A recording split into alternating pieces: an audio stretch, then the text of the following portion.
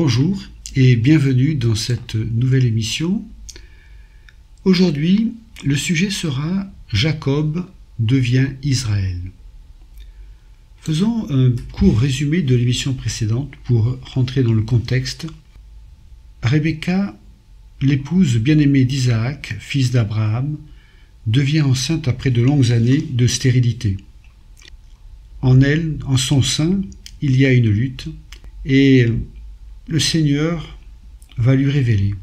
Du même accouchement vont sortir deux nations, Ésaü et Jacob. Ésaü, c'est l'homme velu, le type de l'homme charnel, vivant pour le siècle présent, et Jacob est l'homme qui vit sous la tente, qui est porteur de la bénédiction d'Abraham. Jacob supplantera Ésaü, mais au prix de stratagèmes et de ruses, au lieu de laisser Dieu accomplir ses promesses.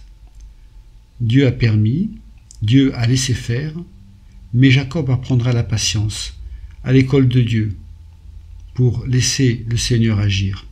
Dans Genèse 28, Jacob part en territoire d'Aram. Aram, ça correspond aujourd'hui à la Syrie. Il part choisir une femme parmi les filles de Laban, son oncle, Laban le frère de Rebecca. Il part aussi pour échapper au dessein meurtrier d'Ésaü, son frère, qui a vendu son droit d'aînesse pour un plat de lentilles, mais qui s'est laissé voler la bénédiction. Vers Luz, il a une vision nocturne, une échelle entre ciel et terre, et des anges qui montent et descendent de l'échelle. Il va nommer ce lieu Bethel, la maison de Dieu, car il y voit donc une connexion entre le terrestre et le spirituel, et le céleste, et ces anges qui montent et qui descendent, les messagers de Dieu. Dans Genèse 29, Jacob arrive chez Laban. Comme pour Rebecca et plus tard pour Moïse, c'est au bord d'un puits que Jacob rencontre Rachel, et il va l'aimer. Jacob aime Rachel et offre à Laban une dot de 7 ans de travail à son service. Au bout de 7 ans, Jacob réclame Rachel à Laban, mais ce dernier le trompe et lui donne Léa, la fille aînée. On peut voir que Léa prend la place de Rachel, comme Jacob a pris auparavant la place d'Ésaü, le supplanteur est maintenant supplanté. Il travaillera encore 7 ans au service de Laban pour Rachel, bien qu'il ait le privilège de la recevoir au bout de 8 jours. Voyons la constitution de la famille de Jacob, 2 femmes et 2 servantes. De ces 4 femmes naîtront les pères des 12 tribus d'Israël. Genèse 30. Léa, la fille aînée de Laban, n'est pas aimée par Jacob, mais elle est féconde. Elle enfantera Ruben, le premier-né, en disant « Le Seigneur a vu mon humiliation ». Ruben veut dire « Voyez un fils ». Puis elle va enfanter Siméon. Et elle dira « Le Seigneur a entendu que j'étais dédaigné ». Siméon veut dire entendre, être exaucé. Donc on voit un processus où Léa, qui se sent mal aimée, compense justement en enfantant pour Jacob et en espérant trouver son amour. Le 3e fils s'appellera Lévi. Elle dira « Désormais mon époux me sera attaché ». Lévi, la racine de Lévi, veut dire attachement. Le verbe lava veut dire s'attacher. Donc on voit dans ce processus une fécondité où Léa aspire à l'amour. Et quelque part, elle s'attend à Dieu pour ça. Le Seigneur a vu mon humiliation pour Ruben. Le Seigneur a entendu que j'étais dédaigné pour Chiméon.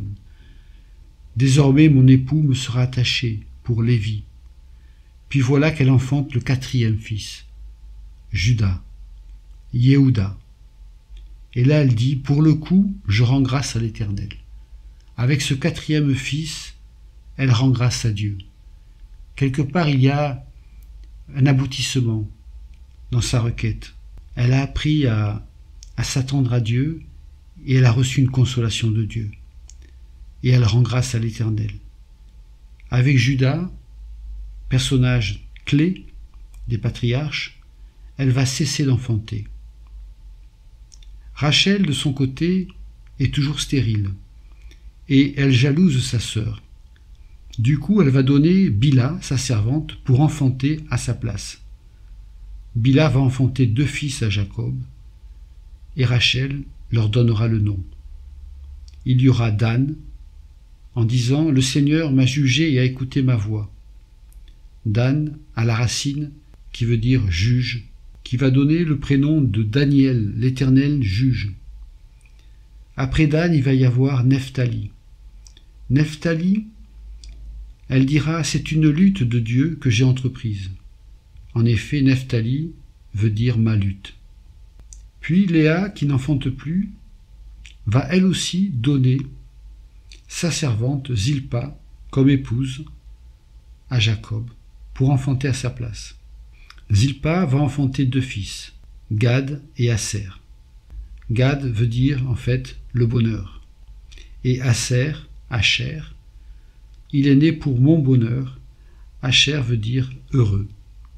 Puis Léa va concevoir à nouveau. Et voilà que arrive Issachar. Le Seigneur m'a récompensé. Issachar. Puis Zabulon. Le Seigneur m'a accordé comme un don précieux.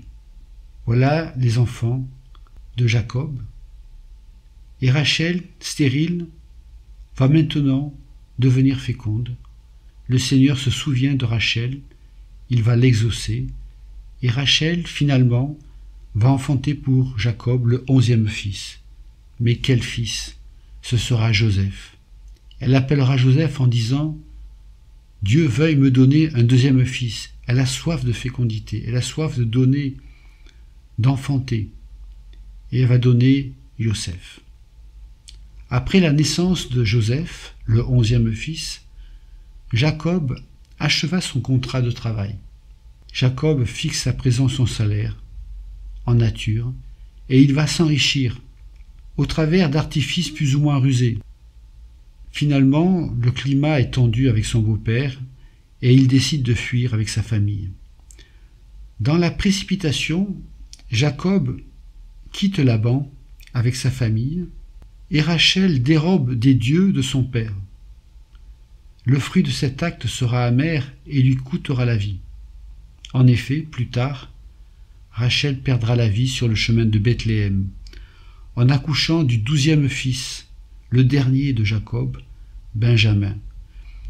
L'épisode est retracé dans Genèse 35, versets 16 à 20.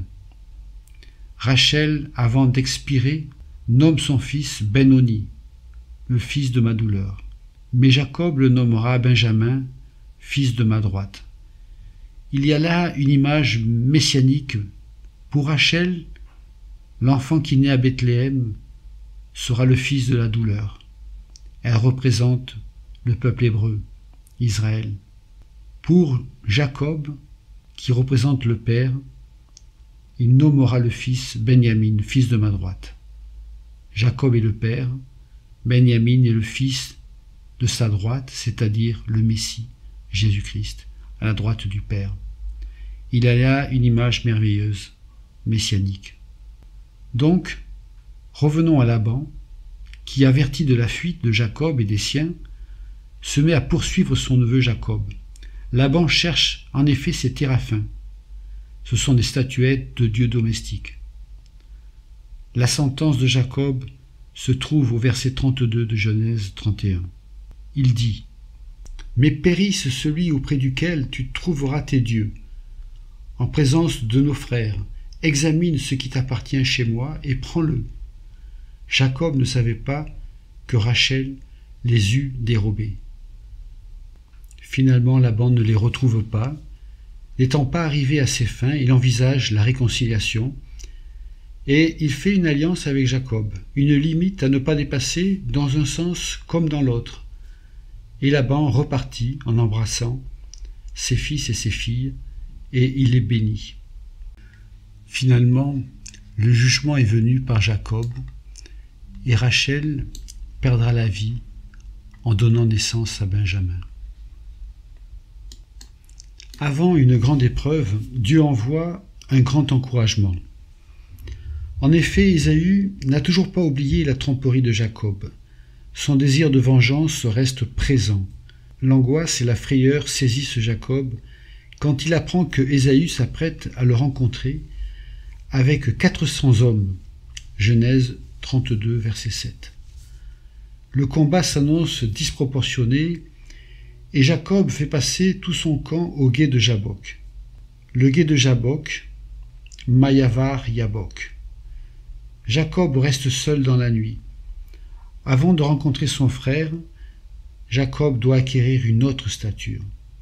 Il passe donc la nuit au gué de Yabok. Il y a là un jeu de mots. Le gué, Vayavar, est la même racine que Héber, l'hébreu. Or, Jacob l'hébreu se trouve au gué de Yabok. Tout à coup, il n'est plus seul. Un homme d'un aspect surnaturel le prend à partie et lutte avec lui jusqu'au lever de l'aurore. Voilà le jeu de mots. Jacob l'hébreu, Héber, Ayin Bet Resh. Ça veut dire celui qui passe.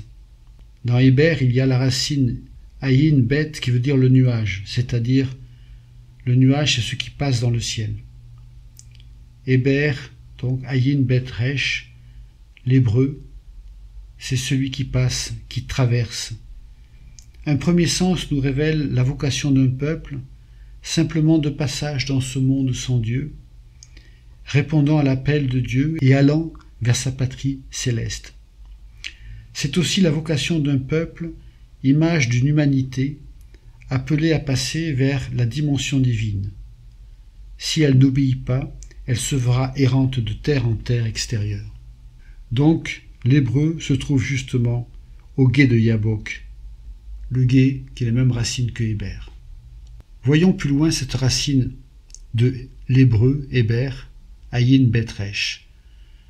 Le même mot qui veut dire celui qui passe, veut dire aussi féconder, prononcé Héber, féconder, aussi l'embryon, Ouber. On voit la vocation du peuple hébreu qui est une matrice messianique. Ça, c'est merveilleux.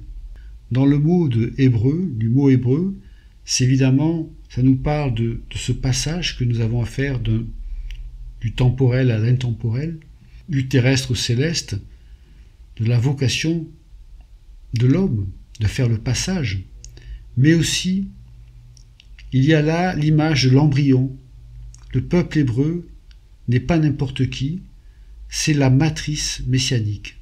C'est un embryon qui va donner naissance au Messie. Matrice messianique. Jacob, donc, l'hébreu, qui se trouve au gué de Yabok, Mayavar Yabok, jeu de mots comme je disais, Jacob combat contre l'ange toute la nuit. Et Jacob est déclaré vainqueur, car il est dépourvu de force, mais il use de la foi et ne peut s'accrocher qu'à la grâce de Dieu et à ses promesses. Il obtient la bénédiction et son nom est changé en Israël. Son nom passe de Jacob, celui qui supplante, à Israël. Jacob devient Israël. Car il est dit, tu as lutté, la racine Sar, tu as lutté avec Dieu, El, Aleph, Lamed, et avec les hommes, Ish, et tu en as été capable. Genèse 32, verset 29. Il sortira de la lutte avec une marque redoutable. Il est frappé à l'emboîture de la hanche et sa force est brisée. C'est le signe de la victoire de la croix. Après cette bataille, c'est la vie nouvelle, celle de la résurrection. Jacob ne sera plus le même. Levant les yeux, il aperçoit maintenant Ésaü avec ses 400 hommes.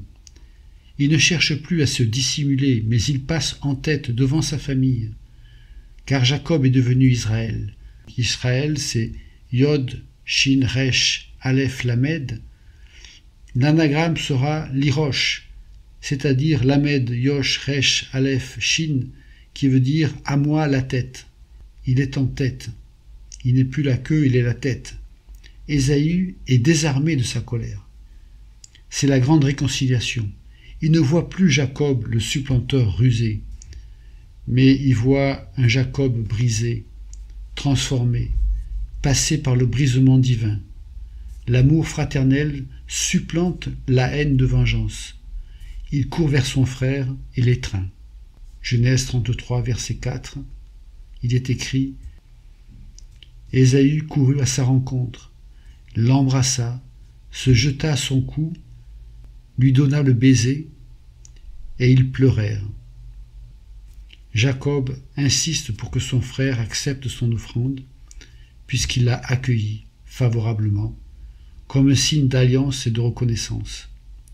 On peut voir dans cette réconciliation un acte prophétique de la paix qui s'établira dans le futur entre Israël et ses ennemis. Voilà, l'émission se termine, que le Seigneur vous bénisse richement et à une prochaine fois.